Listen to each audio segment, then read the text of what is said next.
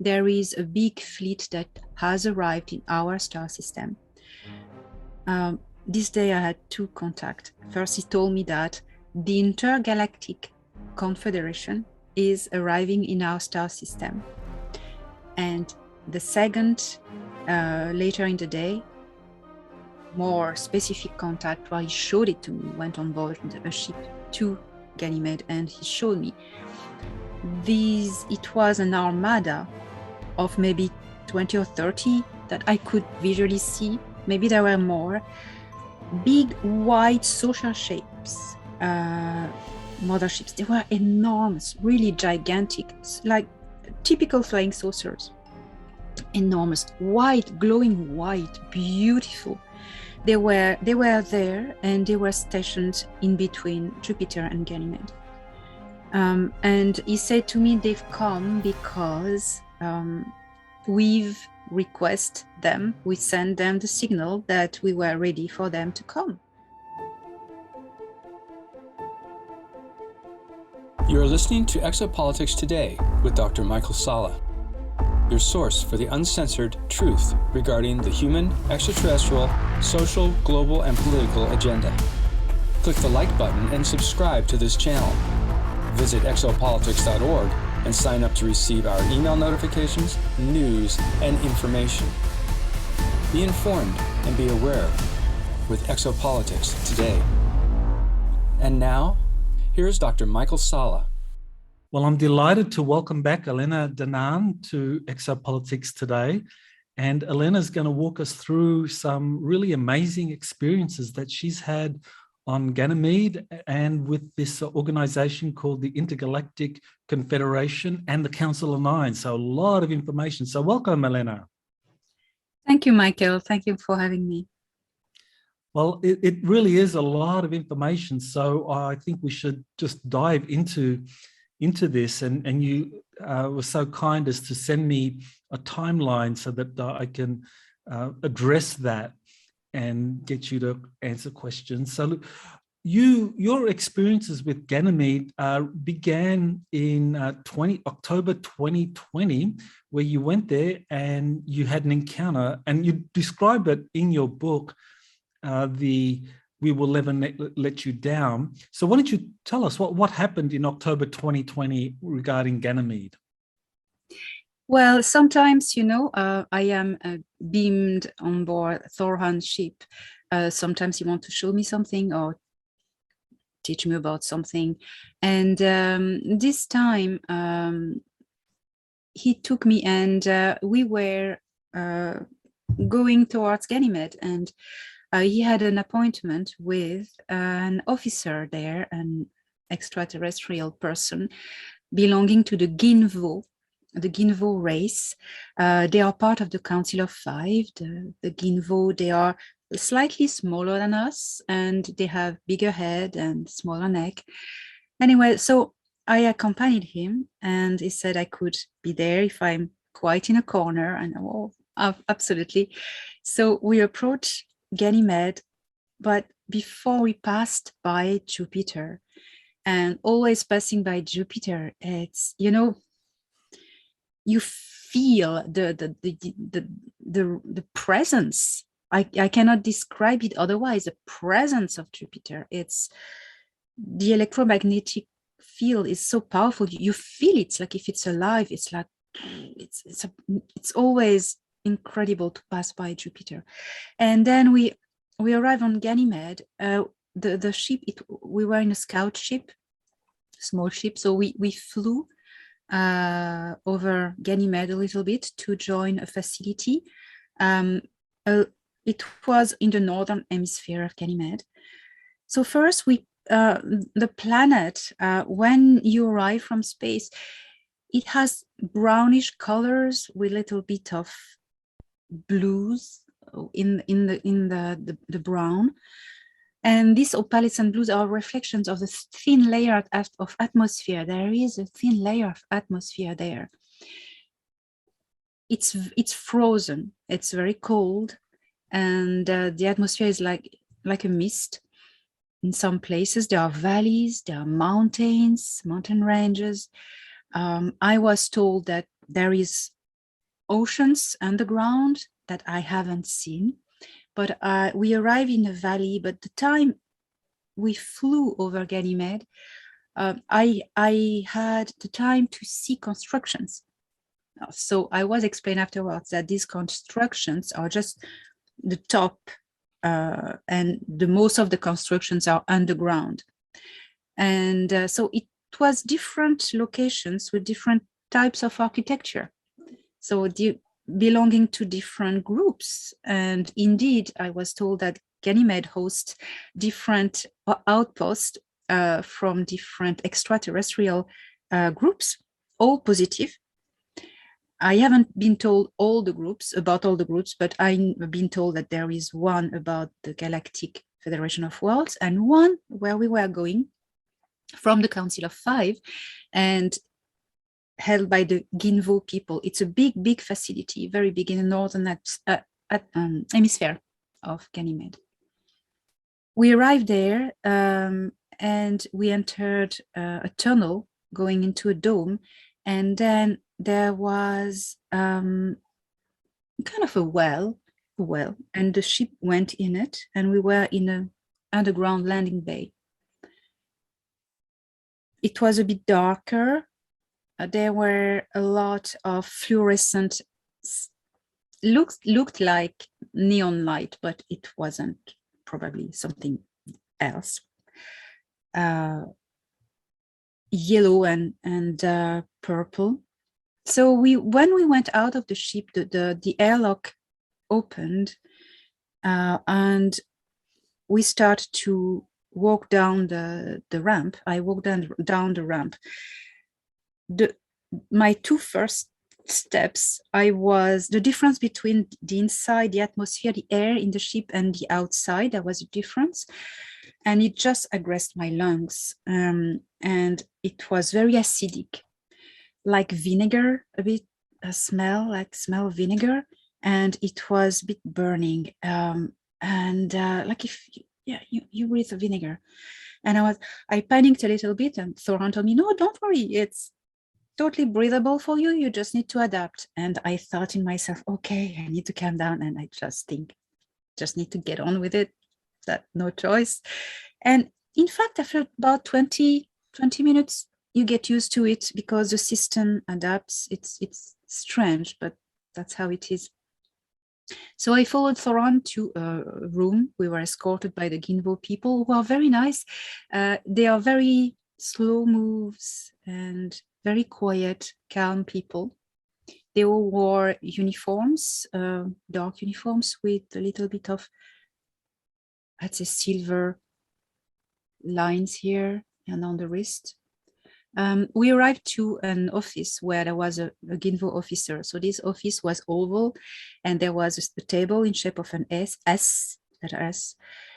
The Ginvo was behind. He was wearing kind of a robe, and behind there was a big window. Could see Jupiter far there.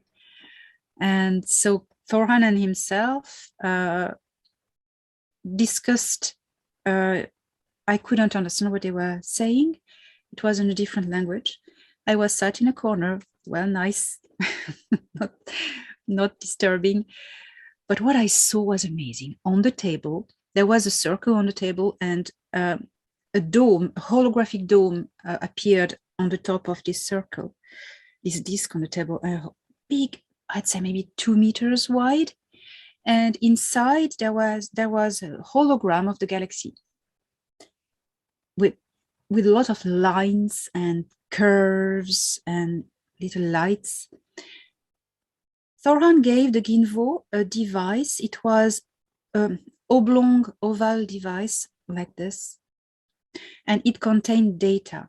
I suppose holographic data, because the Ginvo put it next to the circle on the table, and it changed the hologram. A lot of line appeared everywhere, and they were moving lines and modules inside with their fingers. And I've seen this technology already when piloting a ship. You have these holographic screens, and your own electromagnetism is going to act on the hologram, and you can just, with your finger, move inside the hologram things. So I suppose it was the same technology. My feeling about this meeting was that there was something planned, that they were planning something.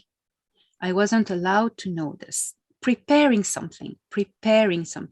That's what I sense. They were planning, preparing something that was going to happen on Ganymede.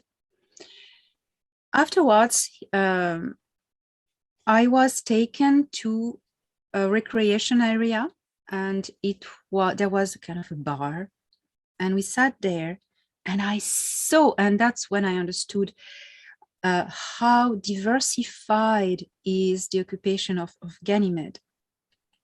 There were different sort of aliens, like on Galactic Federation of Worlds ship, mothership, different kind of aliens. Some I might never seen before, which was interesting, because when I'm on one of the motherships of the Federation, and I go in these recreational areas, I see all the aliens, I can identify them. But on Ganymede, no, there were others, probably not from this galaxy. I don't know, I've never seen them. And there were also people from Earth, humans. I think I saw 4 or 5, if I can remember. They were wearing army uniforms. And one had I don't know what branch of the army it is. One guy had this brown, with different patches of colors, brown, green. Camouflage? Camouflage, that's it. With lots of pockets everywhere, big boots. One guy had that. And 3 or 4 other guys were dressed in dark blue uniforms. But you could see they were speaking in English to each other. And really Earth people, you can tell them from the other rest of the people. And they were, the blue uniforms were quite tight to the body, with a lot of pockets as well, and black stripes here on the arms, black stripes and the black color. So I saw that, and at the time I didn't ask a lot of questions, because when you're in these situations, information comes from everywhere, smells, visions, sounds, and you're just overwhelmed by everything. But yes, humans were there, and so that's my experience on Ganymede in October 2020. Very significant that you met humans there, some of those were in regular military uniforms, army camouflage, as well as wearing some kind of dark blue uniform, presumably belonging to Space Force or some covert branch that has been set up that is working in space. Now, I have been talking with one of my sources, JP, and of course he actually works for the US Army at the moment, and he says that that they've been taken to Ganymede, and he also talked about the upcoming mission to Ganymede before he even went, that he was told that there would be a mission there, and that there was a fleet coming, that there was a very large group of extraterrestrials coming. So this was before he went in this year. And so it matches what you were saying, that back in October 2020, so over a year ago, you were there, and already the preparations and the knowledge was that another group was coming, that they would be making, I guess, a beeline for Ganymede and Jupiter. And so that's very significant. Now, you say you smelt the atmosphere, it kind of like had an acidic smell. Yep. Now, that was inside the base at Ganymede, yes. right? The yes. Ginville base. But on the Yes. surface, you don't know what it was like on the surface? I haven't No. been on the surface. Okay, so inside it had that acidic smell, and of course you supplied me photos of, illustrations. You made some drawings of the Ginville office, and you talked about. You also sent me some drawings of tunnels. Is this what you were describing? The tunnel going in, or is that for the Intergalactic Confederation? The tunnel. The drawing of the tunnels I send you, it belongs to a mothership of the Intergalactic Confederation. It's the way to go in. Okay, and so that tunnel, that's going into Ganymede or into Jupiter? Into a mothership. Oh, I see. The fleet from the Intergalactic Confederation that arrived in our star system is stationary now at the moment between Jupiter and Ganymede, and also the other moon, Io or Io. I saw it actually. It was in the picture. So around these 3 points, and they don't stay all in their motherships. All the officials are welcome to stay on Ganymede, and there I've even been told that they have already a facility on Ganymede, the Intergalactic Confederation. So also, but I haven't been in that one. I have been on board their mothership. The officials are on Ganymede. They are there, they stay there, and a lot of personnel and logistics are welcome in the huge, big Ashtar command base on Jupiter, in the Jupiter upper atmosphere. Okay, so Ganymede is a place where there is a lot happening, and I just want to mention that there are other sources that talk about Ganymede being a place for different extraterrestrial civilizations having set up major bases and being present. I actually have a book. I visited Ganymede. Oh, wow. And this is by Joseph Ibrahim. It came out in 1998, and Wow. it really covers the ancient civilizations on Ganymede, the extraterrestrial civilizations there. So this is another source confirming that, you know, there's a lot on Ganymede, and that this is has long been a hub for extraterrestrial visitation. Now we've had your experience that you were taken there in October 2020. And we also have my source JP saying he was taken there, and and this is this person here, Joseph Ibrahim. That's actually a pseudonym. I know his real name, and I'll make that available. He was also taken to Ganymede, and there are others as well. The South American contactees also talk about Ganymede being a base for the they call it the Confederation of Planets. So there's a lot describing Ganymede, but so now we have you as a eyewitness to what's up there on Ganymede. So you were taken there in October 2020 for the first time, and you had the encounter with the Ginville officer. Now you went again in October 4. Thorhan tells you about something coming in to our solar system, and October 4, he gives you a lot of details. So you want to tell us what it was that Thorhan told you back in October, just over a month ago?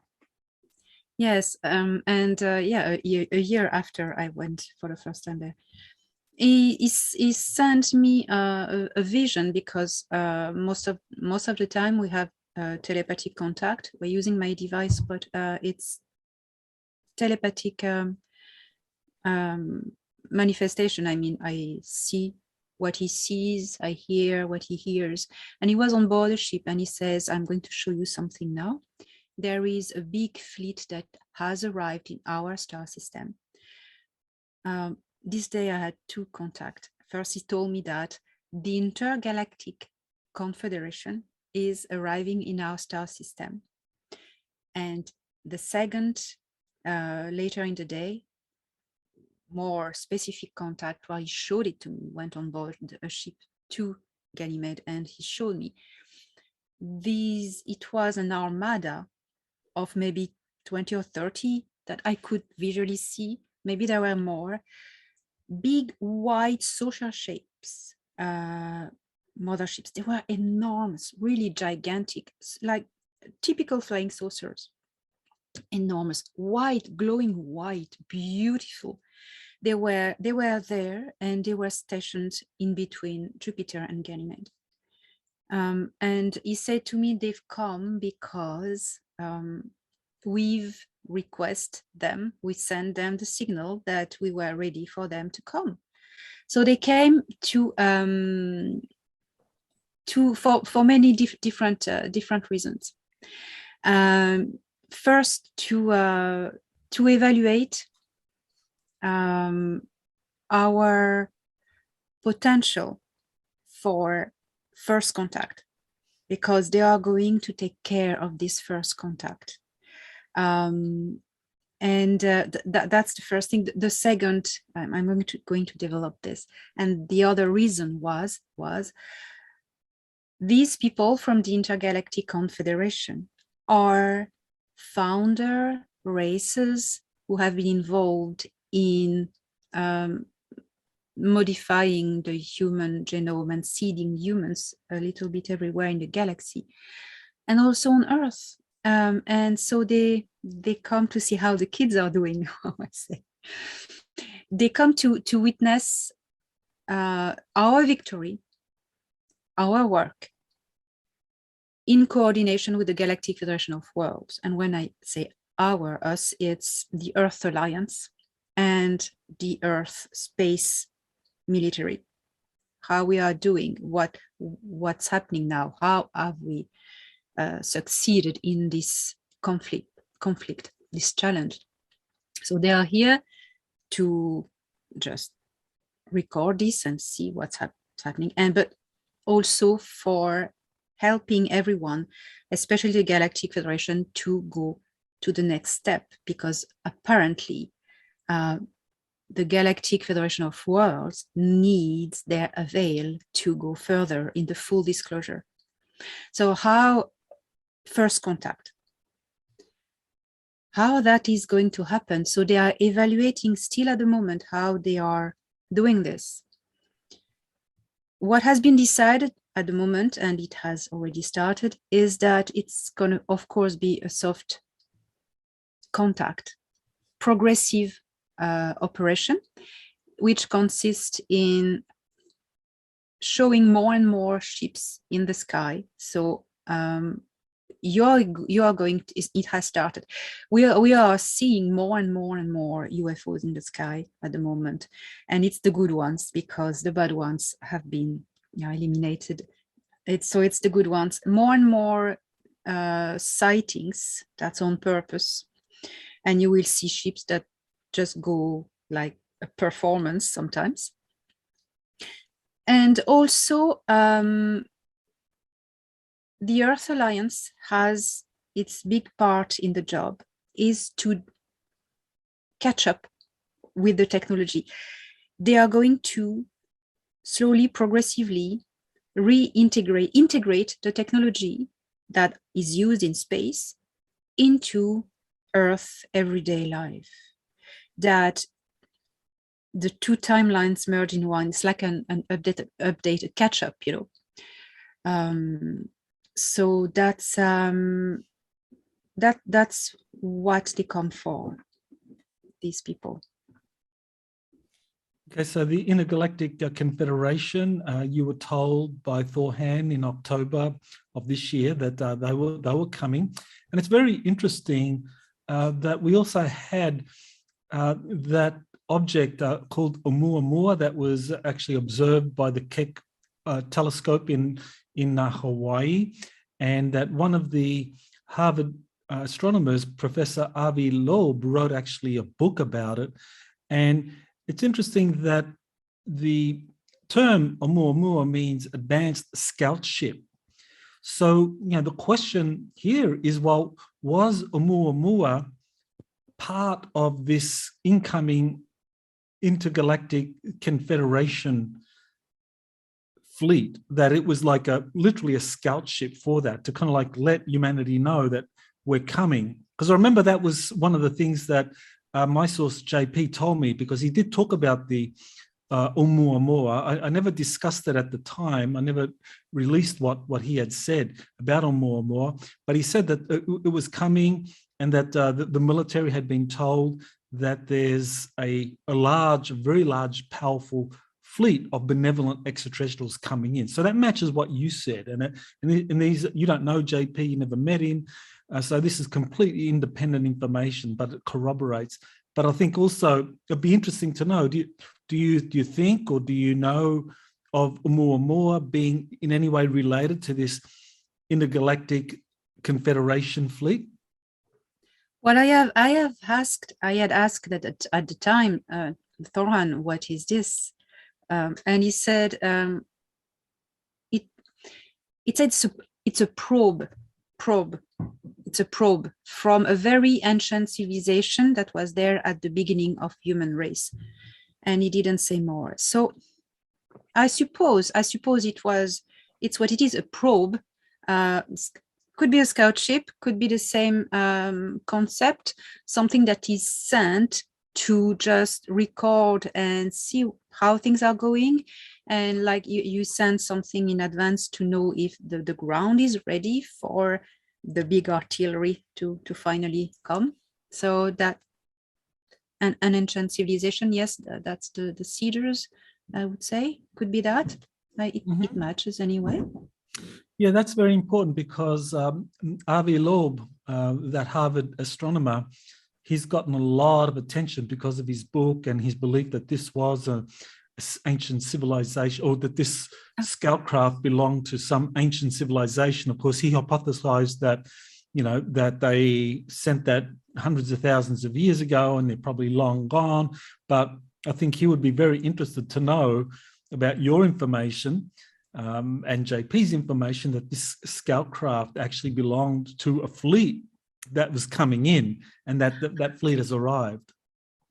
I sent you, I know you will add it to this video.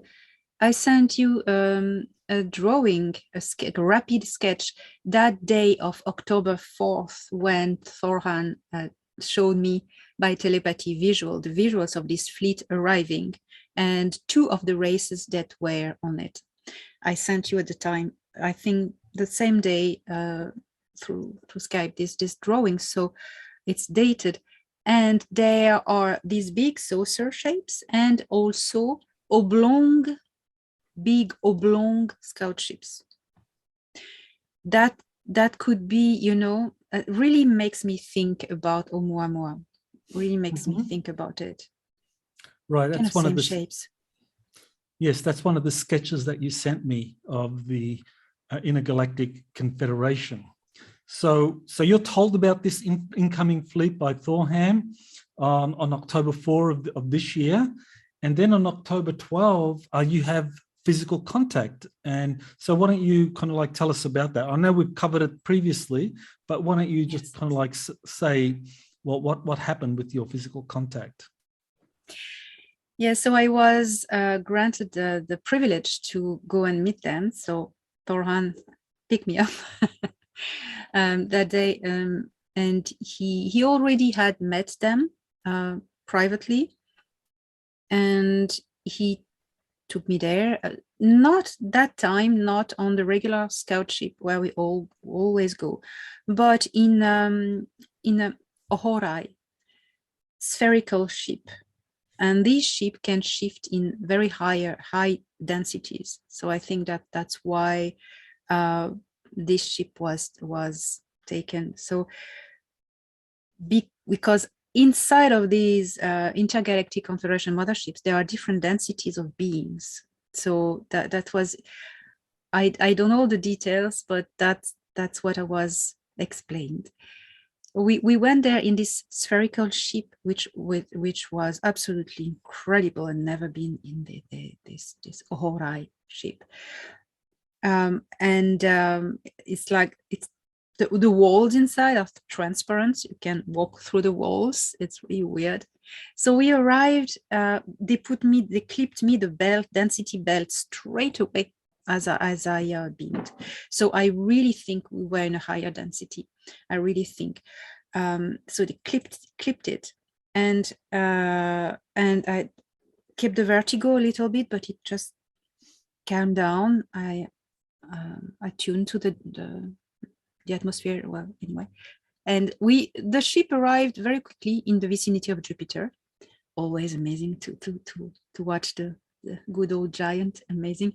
And I sent you a drawing of this vision. So there was Jupiter on the left corner, and on the right, the curvature of Ganymede. And very, very far in the bottom, a little red planet. I will explain later. It was Io, the moon Io. And in between, there was this armada, this fleet of huge white saucer-shaped motherships. That means it's miles and miles and miles and miles. It's I think. Well, seeing the Ganymede, you know, the ships were big. We approached under the belly of one, and we slid slowly under it, and we arrived. There was a row of airlocks, but they were entrances of tunnels. That's the drawing I sent you, this one with the tunnels. And it looked, the architecture looked very organic. It was what shocked me. It was different. This architecture, it was different from anything I had seen before. When I am in space, I always encounter very cold and steel and metal, and it's what's not necessary on a ship is not there. It's the bare necessary on the ships. But there it was, the ships were beautiful. It was very organic, like vegetal nearly. That was what shocked me. So we went in this tunnel and arrived in the belly of the ship, in a big landing bay. Another thing that shocked me, there were sort of crystalline walls that were shimmering with crystallizations. But that was unexpected, but that was there. And the ship, our spherical ship, just landed, and we went out. The air was breathable and clear. It was all right. And a committee came towards us, and they were composed of different races. I've never seen none of them, ever. There were 5 races that were presenting to us. One was, they were very tall, very, very tall. They looked like, how to say, very, very, very thin, long neck, very high neck, and very high skull. For those who watched Star Wars, the Kaminoans in the Clone Wars, the Kaminoans, it was these kind of beings. That's the reference I can give. These ones, I was told, were the original Patal. And it was absolutely amazing to watch them. And this name Patal has been given to other different races. That's one. Another one was a kind of froggy brown being. There were small greys, but a species of greys I'd never seen before. They had smaller skull, more proportioned like humans, and the eyes were like this. Normally the Greys have eyes like this, but they were like this, very narrow, incredible. And there were two humanoids races. One was tall blonde. These were the Egon. And another one was very tall, like 9 feet tall, white, tall white. These were beautiful. They had white skin, eyes like Asian eyes, very wide, but Asian, like Asian, thin like this, and blue, long hands and longer arms. The arms were a little bit longer, than our proportions. These were the ones who made contact with us. What I was surprised was the language. It was frequency. It was like, I don't know, radio waves, or, like dolphins. I could hear sounds like dolphins talking, but it was pleasant.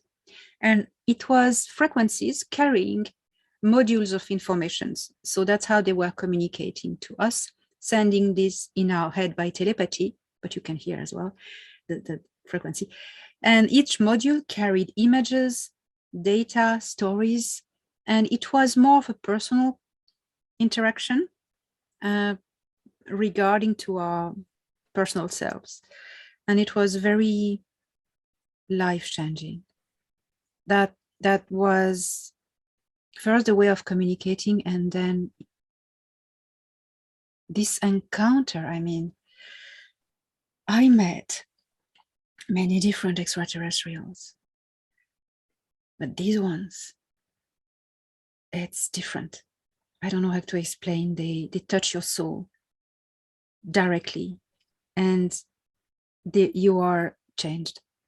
Honestly, I was changed when I came back. So that was my my first contact. Mm-hmm.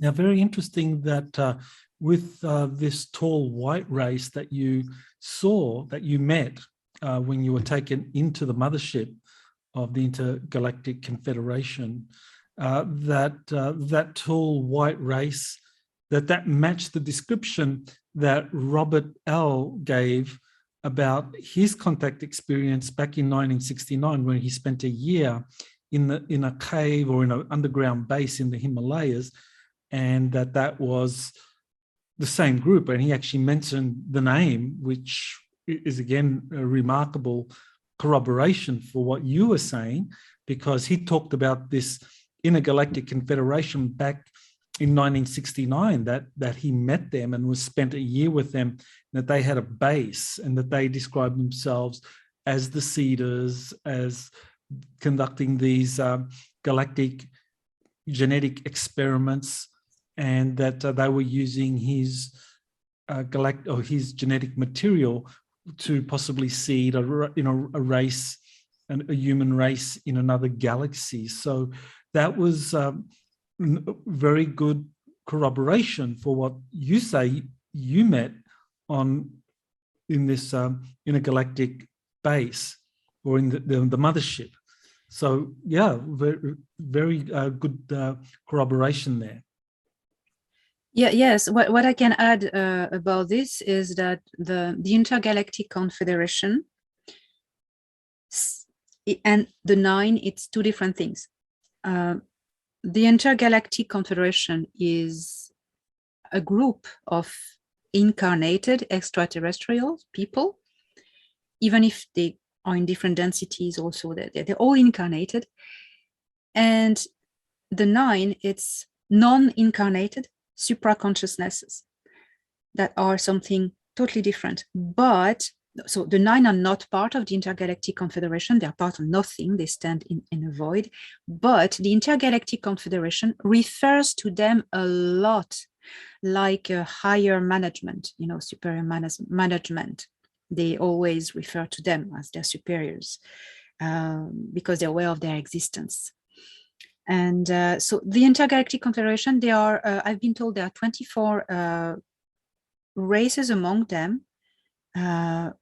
there are many more, of course, but 24 of them are the Seeders, or the founder races, but they call themselves the Seeders, and they're master geneticists. They love genetics. They do genetics, and they engineer life forms from different breeds, and they have engineered so many different types of life forms, and they seed life. They have this passion to develop life, to spread life everywhere.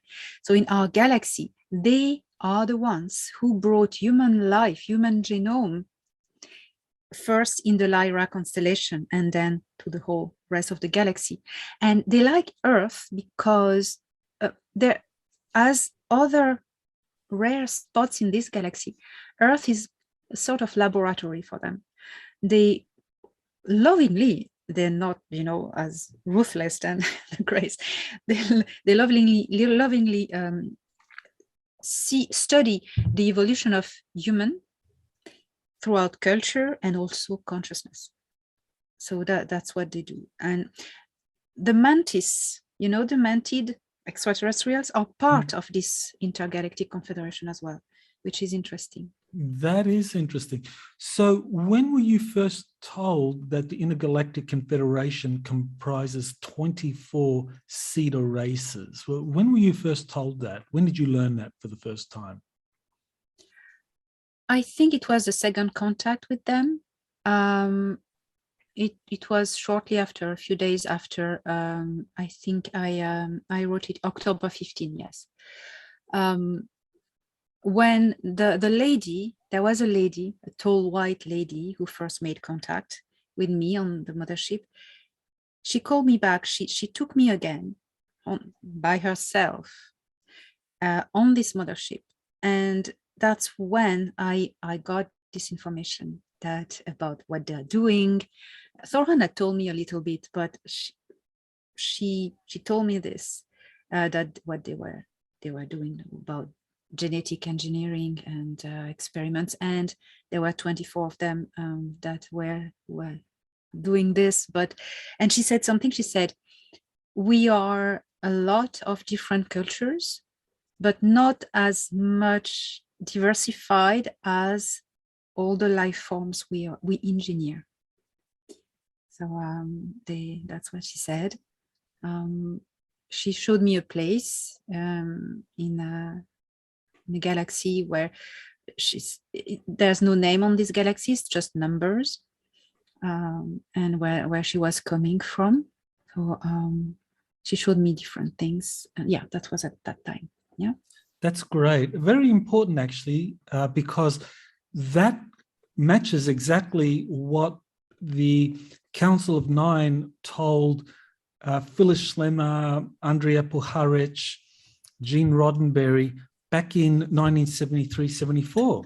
They actually described 24 civilizations that are the Cedar race, and that these 24 civilizations work directly under the Council of Nine, and that under the 24 Cedar races are all these other extraterrestrial races doing all these other things, but the 24 civilizations, and they refer to them repeatedly throughout the Only Planet of Choice, which is the book Phyllis Schlemmer wrote about the channelings of the Council of Nine, describing the 24 civilizations. So you didn't know that. So the fact that it matches, and that they were talking about that as far back as 73, 74. And of course, Gene Roddenberry had a lot of questions about the 24 civilizations, about when they would land and show themselves and so forth. And that was very important information. So yeah, I mean, your information and your contact experiences with the Intergalactic Confederation, not only matches what Robert L. talked about, that French contactee talked about in 1969, but also matches what the Council of Nine was telling Phyllis Schlemmer and these others from 1973 right right up until 1993, when the book The Only Planet of Choice was written. So yeah, it all matches. That's incredible, but I think I'm not surprised. Yeah. I think I'm not surprised. Mm-hmm. And the Intergalactic Confederation is back, and the 9 are making contact again. Mm-hmm. So that is very interesting. I had a contact with the 9, unexpected. I didn't think I would have the privilege, which was very another step in the life-changing process. It triggered a lot the emotional. I can talk about it as well. Yeah. So just to clarify, you had a second meeting with the Intergalactic Confederation where you just met that female, the tall white female, Una. I don't know if that's how you pronounce it. Una. Yeah. Okay. So Una. They don't have names, but their names are frequency. So they do not have names. So, but they give names for us to identify them, which are not really, it's just made up names that match the frequency of their real name. But it's like if they were telling you, they wanted to tell you their names in like talking like dolphins, so you wouldn't understand. So Una is the closest translation to, so that's the name she gave me to identify her. Yeah. So Una contacted you and brought you up for a second contact meeting on their mothership out there between Ganymede, Jupiter, and Io. How did that happen? Can you describe what happened? You were at home, and what happened? Did you get a telepathic message? And how did it happen? Just walk us through the transportation. So it happened. She did that twice to me. The first time, the second time it was linked with the meeting with the 9. But so I suddenly felt extremely tired. It was in the middle of the afternoon. I was well awake, and I felt extremely tired, and I really needed to go and lie down. It was really, really weird. I couldn't resist it. It was like something falling on me, and I laid down, and a vortex appeared above me, and I tried to fight it, but then I just fell into it, and it's like my consciousness was just propelled. But when I arrived on the other side, I was on the ship physically. It was very weird. I was physically there. I always have this thing to know if I'm really physically or in different density. I tapped my feet on the ground, and it was solid. And I was there, and she was there as well. So I think she pulled me. She pulled me. It's like a teleportation, I suppose, their way. I just fell asleep, and just I remember that was this vortex opening in front of me, like a door, a portal, and I went through it. I was sucked through it. That was like, it happened like this. Very impressive. Okay, so that was the second meeting with her. Yes. And then you had 2 more meetings, but this time with the Council of 9. So why don't you tell us how that happened? That is very interesting. So that happened in the middle of the night. This one, I woke up, and because I felt a presence, and she appeared physically in my room. I saw this sparkly.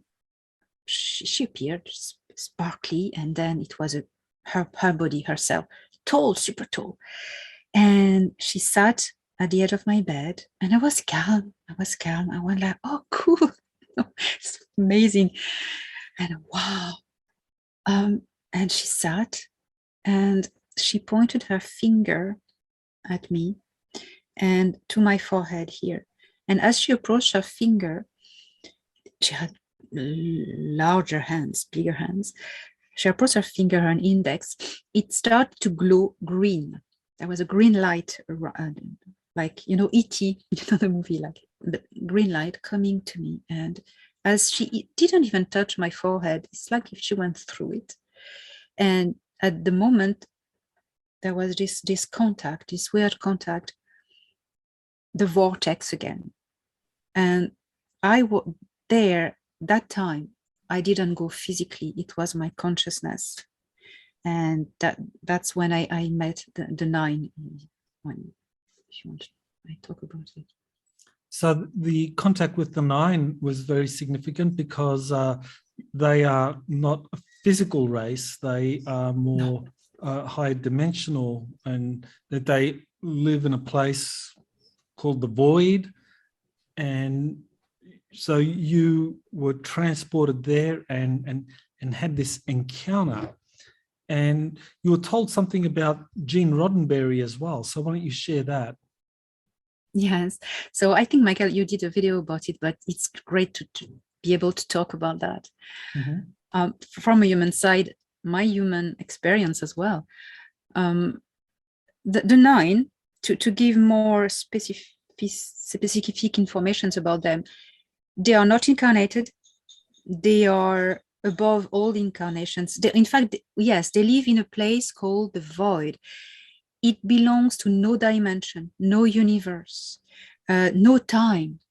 It's void. There's no other word. I think it's the right word, the void.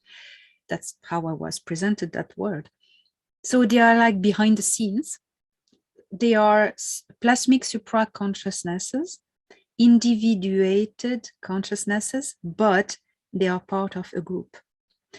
9 is a number that in certain cultures signifies multiplicity, infinity, which is very important.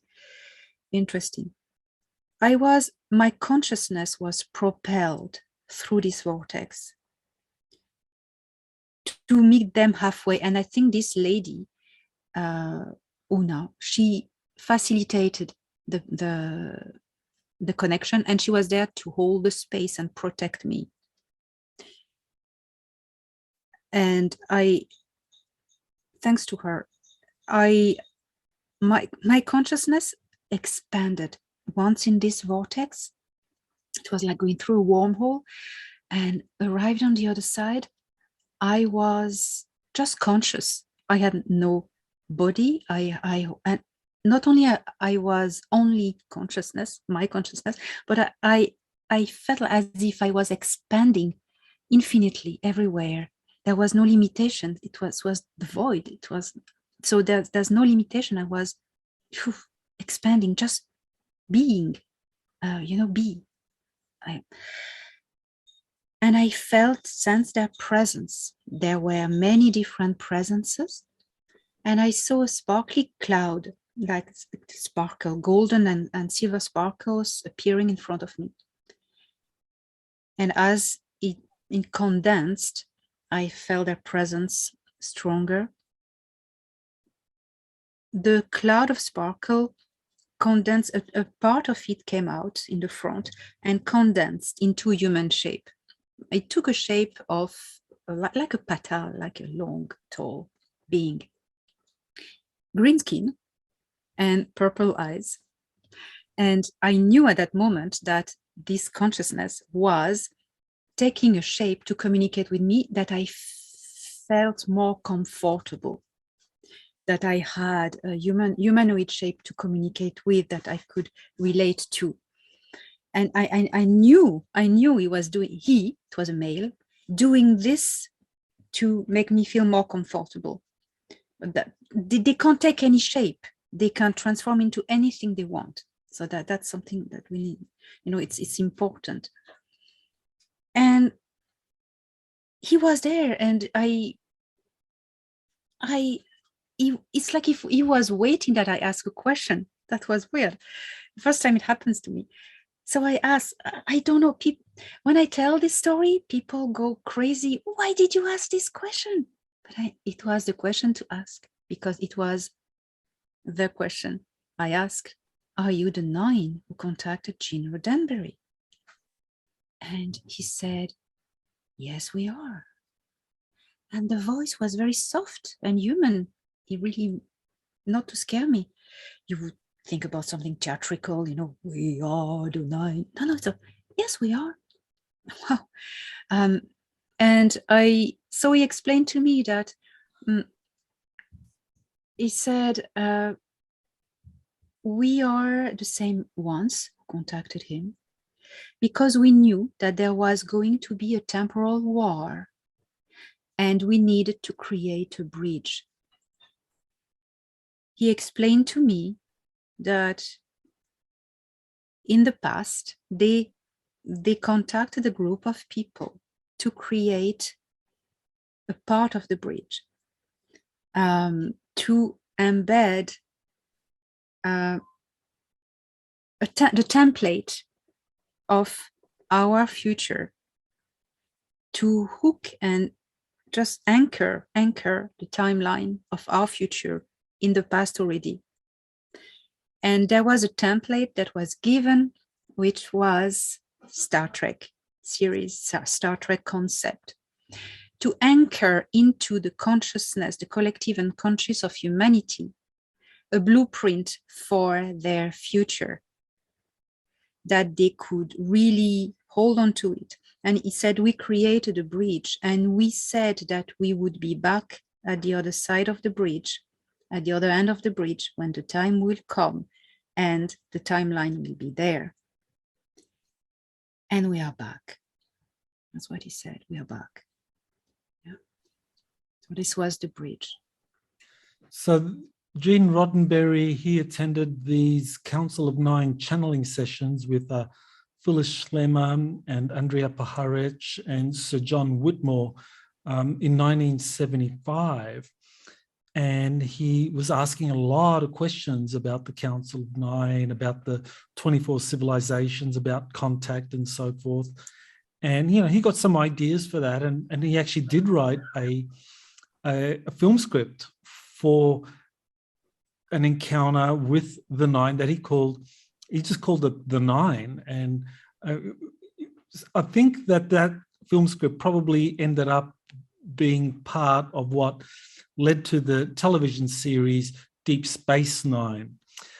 But the important thing here, I think, is that these channeling sessions were question and answer periods. I mean, Gene Roddenberry, as far as we know from the briefings that are part of the book that Phyllis Schlemmer wrote called The Only Planet of Choice, Gene Roddenberry asked questions, and as well as all the others, they asked questions. It was only ever telepathic communications with the Nine, but you actually had a physical contact experience with the Nine, and that's unique.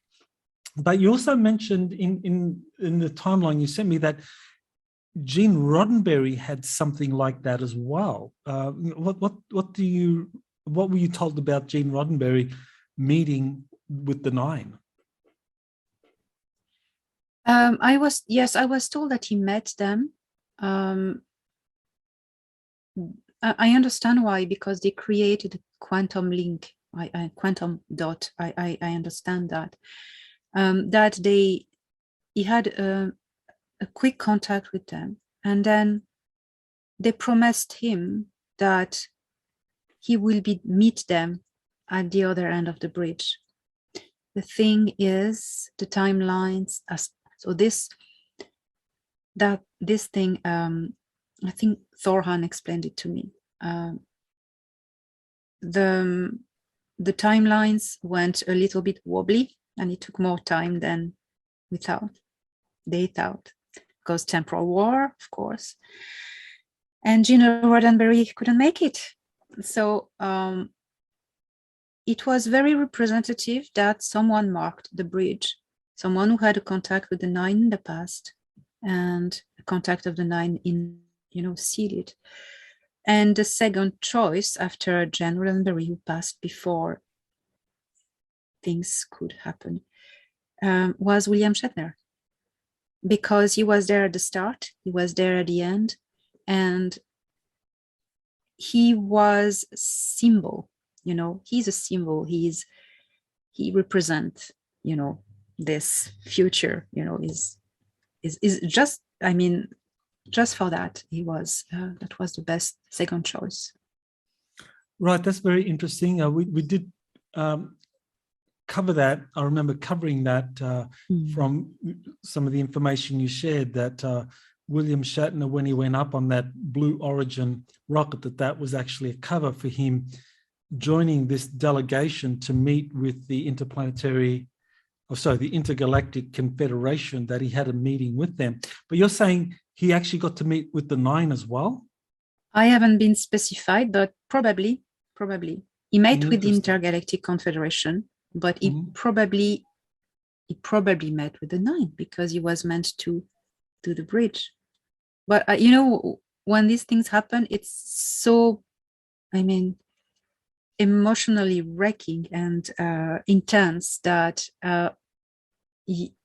they can protect you by concealing a bit your memories, that it remains like a distant dream. You don't know if it really happened, just because I understand that.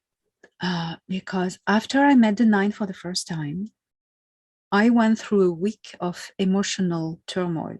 It's like all my emotions that were still blocked just were processed.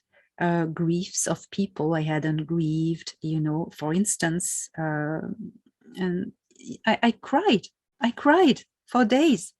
I didn't know what was happening to me. It was like an emotional cleansing. And because I'm a shaman, I'm used to identify these sorts of process. I identified it. Okay, yes, I had this contact, and that's the side effect. I just need to let it go. It will go, and it did after a week. But it's emotionally very challenging, I have to say. Well, now we get to the present day, and you're getting more information from Thorhan, yes. And there's something that you shared which I haven't seen before. On November 9, Thorhan gave you a message. I don't know if you want to read out that message from November 9, or you just want to summarize it. Yes.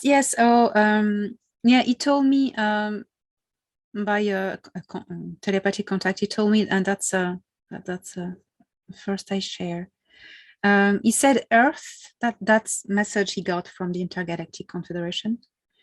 Earth entered a probation period to join membership with the Galactic Federation of Worlds. So they were given start of probation period. We are in probation period.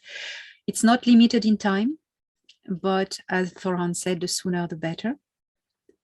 The Intergalactic Confederation will take care of leading the operations of civilian contact, increasing slowly the sighting of their ships in our skies in a very organized way, following a plan. It will be a progressive contact aimed to increase the awareness of the civilians concerning the existence and the presence of other galactic and intergalactic cultures. In parallel, the Earth Alliance will speed up the disclosure of all their technologies, the technologies that are used by Space Force at the moment. And in the right time, the two different speeds of technology will adjust, just to catch up. And that's when he told me about the presence of William Shatner on Ganymede that we just spoke about. He mentioned actually that he met the 9. Yes, I forget. Yes, that's a very interesting point. Yes, that's what we covered already. Yes, that's it. So it's very interesting that back in the 1970s, when Gene Roddenberry was having the meetings, the channeling sessions, and they were getting all this information from the Council of 9, that the contact was thought to be imminent. It was in the 1970s, they really thought that the world was going to have full disclosure, that the 24 civilizations would be revealed, and that they would take humanity into this new era. That was in the 1970s. And somehow that got aborted. Somehow the timeline, as you said, it was a temporal war. the Dark Alliance saw what the plan was, and somehow they stopped it. They interrupted it. So that's that's nearly 50 years ago that the 24 civilizations were going to show themselves and reveal their role in genetically seeding humanity and helping us join the Galactic Federation. And now, nearly 50 years later, we are back. It's like we've gone through nearly 50 more years of lessons and experiences and, a lot of trauma. But now we're at that point where it seems that it's going to happen. We're going to have full contact. We're going to have the 24 civilizations reveal themselves. So, what is it that, for the viewers that can make them feel that this is like a done deal, or that this is going to happen this time, that, we weren't ready 50 years ago, but now we're ready. So, how do you kind of reconcile that with what's happening around the planet at the moment? Well, for this to happen, what was really bad and negative on Earth needed to be purged. And to purge something, you need to bring it back at the surface. In 2018, when I had this contact with Thoran, he told me we are helping the bad stuff to come at the surface, for everyone to see it. That's what's happening now.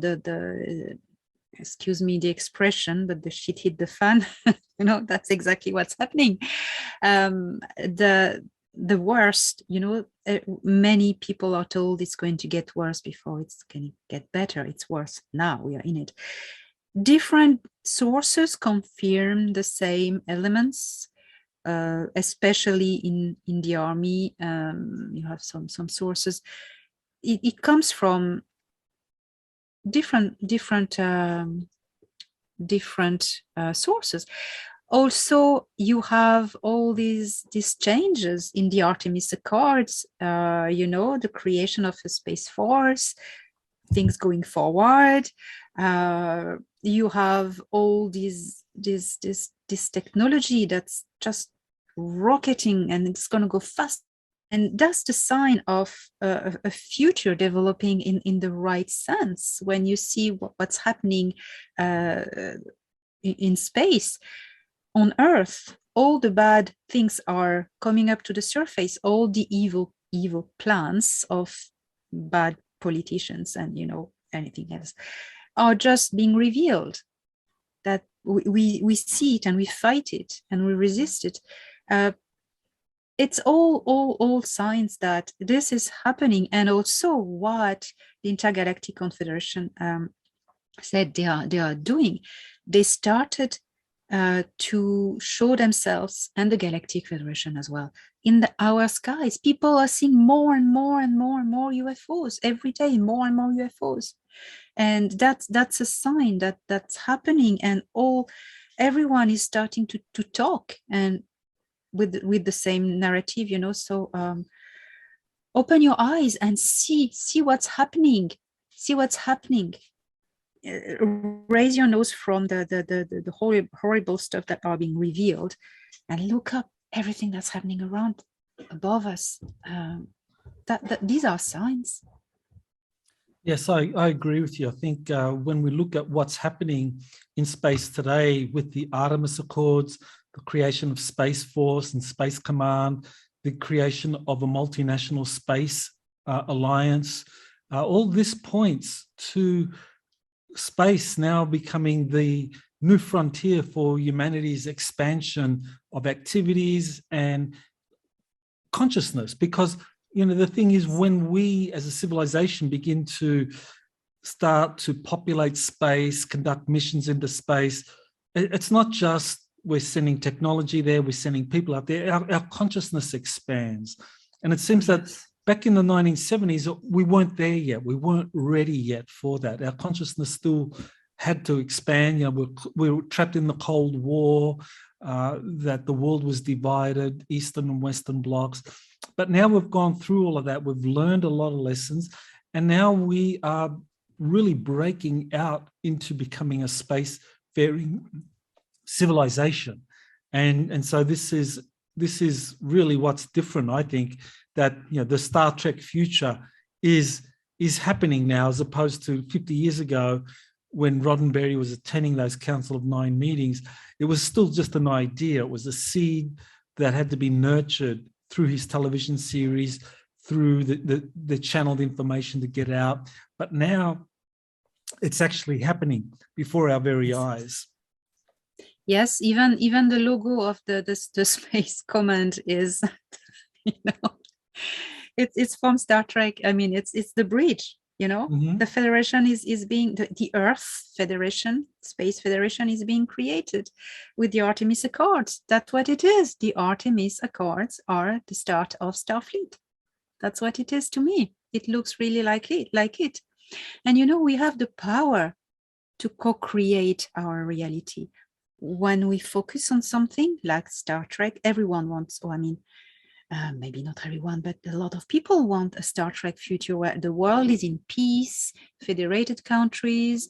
And so we focus on it and we dream and we manifest it. That's what the Nine wanted, you know. And there was this program of information also being displayed in the Star Trek in time. Not all at once, you know. Through time, the informations are going out in the series, like Deep Space Nine. When Deep Space Nine came, we were ready, consciousness ready to understand it. If Deep Space Nine concept was out in the 70s or 80s, we wouldn't have been really ready to understand it. But now the concept of, look at that, there's a wormhole. There's a void. There are, they call them prophets. And what's interesting is there are founder races in Deep Space Nine. And also that's something interesting. There's a lot of hints. But look at the logo of Space Command. It's not a fantasy. If it's the same logo as the Starfleet Federation of Star Trek, it's not a fantasy, it's a purpose. It's the bridge. It's the bridge. And you know, Michael, as I was reading again my notes to get the dates of my contacts right, I was writing about the bridge, and I had this idea, this time bridge. You know, we do that with relativity and, you know, linear time and the bridge. That's the bridge on linear time. That's what the Nine created with Star Trek, the bridge. 1970s, nowadays, that's what happened, what they did, and it worked. They said it worked. So things are getting very scary on Earth, but that's part of the process. And we need to look at the stars and see what's happening out there. All the evidences are there. So, yeah. Yeah, it's very fascinating connections there between, you know, the Council of Nine, the 24 civilizations, or the Intergalactic Confederation, the connection with Star Trek and Gene Roddenberry, and, you know, that all took place in the 1970s, and here we are in the 2020s, almost 50 years later, and now the connection with the Council of Nine and the Intergalactic Confederation has emerged again. And, you know, you're clearly a major player or conduit for that, you know, through your meetings. And so that's, you know, kind of fantastic that you're able to share that with us all. We're really, you know, privileged to be able to watch this all unfold piece by piece. And, you know, I get a lot of satisfaction in connecting all the pieces and finding the corroboration, but, you know, you're actually experiencing it. So it's really wonderful. And I just want to kind of acknowledge that and honor that you're having these encounters. And, you know, obviously I would love to have them myself. And I'm sure many people watching would love to have that, but maybe, you know, that's in the future for us, depending on our vibration, and, you know, whether it's with the Council of Nine, whether it's with one of the 24 civilizations or with another group that, you know, we're going to have whatever contact experiences we need, you know, given our vibrations and our soul's consciousness and awareness. Yes, Michael, thank you. You know, the last meeting I had, physical meeting I had with Soran, it was a few weeks ago, a few days ago. It was November 26th. This gave me great hope. Well, I had hope already, but it was really beautiful. You know, I always thought when this official contact with the civilians would come, it would be just the Galactic Federation of Worlds. But in fact, it's going to be the Intergalactic Confederation leading this, because it's a big step. It's not just a civilian contact with other races. It's a start, the end of a timeline and the start of another timeline. It's a liberation of a whole species, a whole planet. And what I want to say is that I was on board the mothership of the Galactic Federation, 26th of November, just for a short visit, because Thoran wanted to show me physically something. So I was beamed there, and he walked me to a biodome. There are different biodomes in there. And it was different plants I never seen in my life. It was twilight, and there was incredible perfumes, and it was very disturbing, because you know how the brain, when you are in this body has nose cells that give information to the brain, and the brain is going to analyze then, oh, that smells like rose, that smells like iris, that smells like that. But my brain couldn't identify the smells. So I was disturbed. It was disturbing. You don't have the data here in the database, you know. So that first.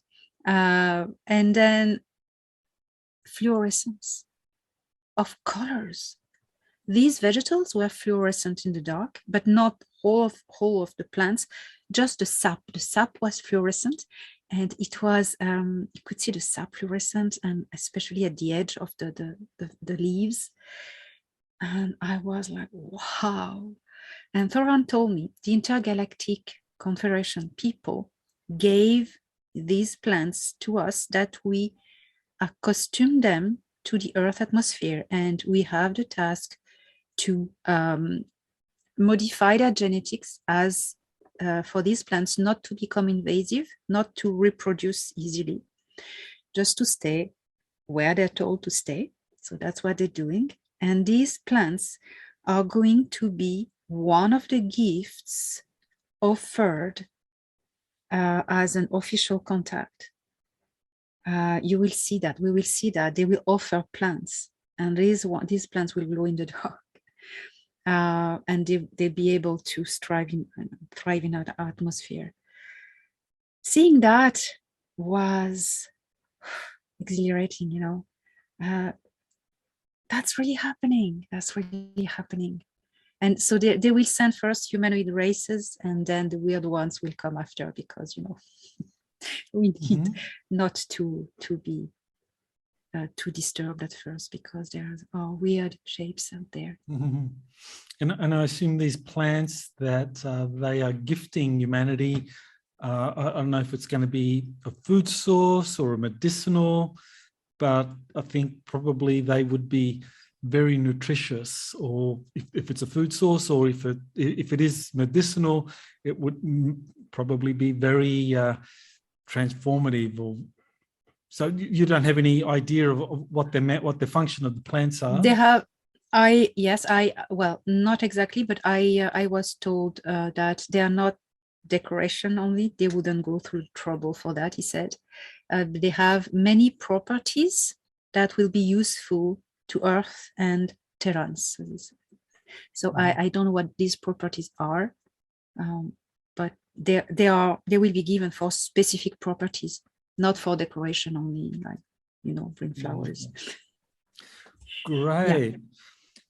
Well, that catches us up with all of the experiences that you've recently had. So what's next for you? I mean, what is it that you're working on at the moment, or is there anything you want to announce for the viewers that want to follow up on this information?